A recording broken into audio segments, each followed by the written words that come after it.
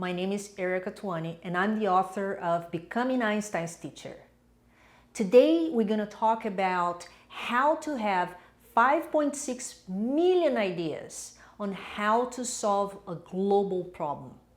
One Saturday afternoon at his lab in Menlo Park, New Jersey, Thomas Edison reviewed 3 different sketches to create a new piece of specialized ore milling machinery.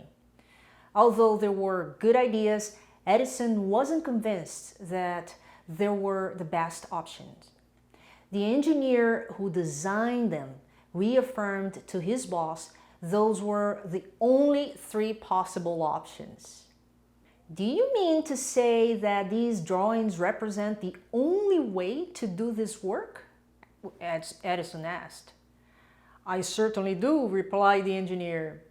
The following Monday morning, Edison handed the engineer 48 different designs for the new machine. One of these designs became the actual equipment. Edison rarely bragged about his genius. He instead considered himself prolific with ideas. In my book, Becoming Einstein's Teacher, Awakening the Genius in Your Students, I share the longitudinal study on divergent thinking Dr. George Land started back in 1968. Dr. Land designed his categorizations of an individual's creative potential to study the capacity of thinking about different solutions to a problem. He created a simple test to explore the many usages a person can give to an object. For example, if I ask you to think of ways to use a paperclip, you may answer to hold 2 more sheets together, and maybe to open a SIM card compartment of your mobile phone. Can you think of anything else? Land studied 1,600 children for 15 years. From the ages 3 to 5, 98% of children scored within his creative genius category. 5 years later, only 32% of the same children scored within the category. And by the time they reached the age of 15, only 10% of children scored within the creative genius category. The same test applied to more than 200,000 people over 25 years old found only 2% fell in this category. Why do so many adults seem to lose divergent or creative thinking skills as they grow older?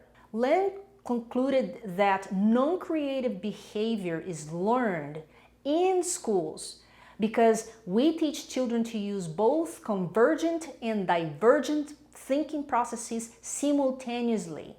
The brain can only process one kind of thinking at a time, or it shuts down. In other words, children are born creative geniuses, but learn to suppress creative behavior in school. Their natural senses are numbed to fulfill a social norm of being educated in how someone else has decided most effective. Now, imagine if children could use their creativity to solve today's problems. Reflect with me on this. The United States has 56.4 million students in K-12 alone. Imagine if 1/10 of these children had the freedom to think of one vaccine distribution solution. For example, we would have 5.6 million ideas to consider, which is certainly more than 48 ideas that Edison had for his new machine. To have a great idea, have a lot of them, Edison said. Imagine if teachers believed in each learner's capacity to innovate, regardless of age, erasing the word impossible from their dictionary forever. Students wouldn't be afraid of having someone judging their ideas. If a 4-year-old asks an average of 300 questions a day, wouldn't this be an ideal age at which to start exploring new perspectives for a current problem? Perhaps we could have already found the cure for cancer, the solution for pollution, and the end of hunger.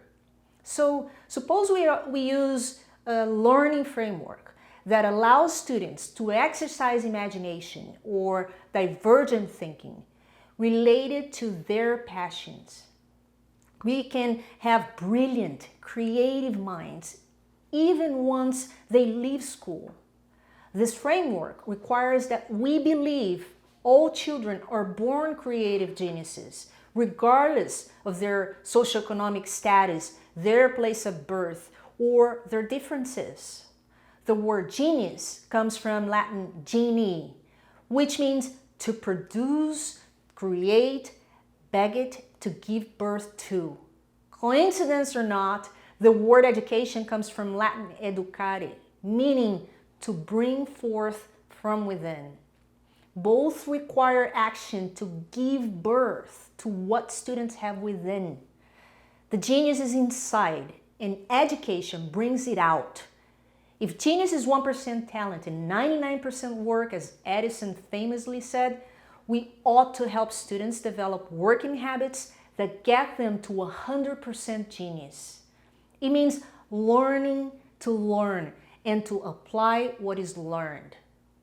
Learn how to bring forth the genius in your students using the relational learning framework in my book, Becoming Einstein's Teacher.